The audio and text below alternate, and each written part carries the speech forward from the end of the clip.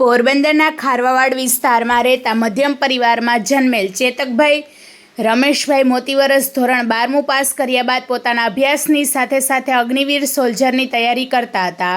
Porbandar ground ખાતે પ્રેમજીભાઈ પોસ્તરિયાના હાથ નીચે સખત ટ્રેનિંગ મેળવ્યા બાદ આગળની ટ્રેનિંગ માટે સિલેક્ટ થયા હતા, જે ખૂબ જ કપરી ટ્રેનિંગ હતી અને મહારાષ્ટ્રના અહેમદનગર આર્મર કોર્પ સેન્ટર ખાતે 2 માસની બેઝિક ટ્રેનિંગ અને 4 માસની એડવાન્સ ટ્રેનિંગ આપેલ હતી. તેમાં પાસ થયેલ હતા, જેમાં પાસ થવું લોઢાના ચણા ચાવવા જેવું કામ હતું, પણ જેનામાં ખારવાનું ક્ષત્રિય શૌર્યથી ભરપૂર લોહી હોય તે કદી પીછેહટ ન કરે. ચેતકભાઈએ માતા પિતાના આશીર્વાદ લઈ આ ટ્રેનિંગની શરૂઆત કરી હતી. ખૂબ જ મહેનત કરી તનતોડ પસીનો વહાવ્યા બાદ આ કપરી ટ્રેનિંગ પાસ કરી અગ્નિવીર સોલ્જર તરીકે બહાર આવ્યા હતા.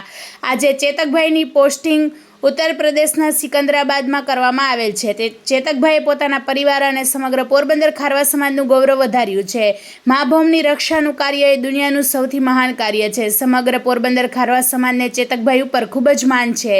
ભવિષ્યમાં ચેતકભાઈ ભારત દેશની ખૂબ સેવા કરે અને ભારત દેશનું રક્ષણ કરે તથા ભારત દેશને દુનિયામાં શ્રેષ્ઠ બનાવવા નિમિત્ત બને એવી સમગ્ર ખારવા સમાજ તરફથી હાર્દિક શુભેચ્છાઓ સાથે આશીર્વાદ પાઠવવામાં આવ્યા હતા.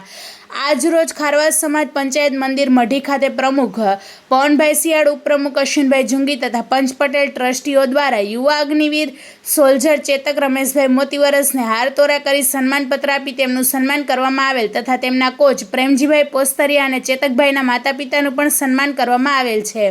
આ ગૌરવપ્રદ ક્ષણે ચેતકભાઈએ સેલ્યુટ કરી સમાજમાં પ્રવેશ કર્યો હતો અને પોતે સખત મહેનત કરીને ત્યાં સુધી કઈ રીતે પહોંચ્યા તેનું વર્ણન કરેલું હતું. રિપોર્ટર સિદ્ધાર્થ બુદ્ધદેવ, પોરબંદર. વધુ સમાચાર જોવા માટે અમારી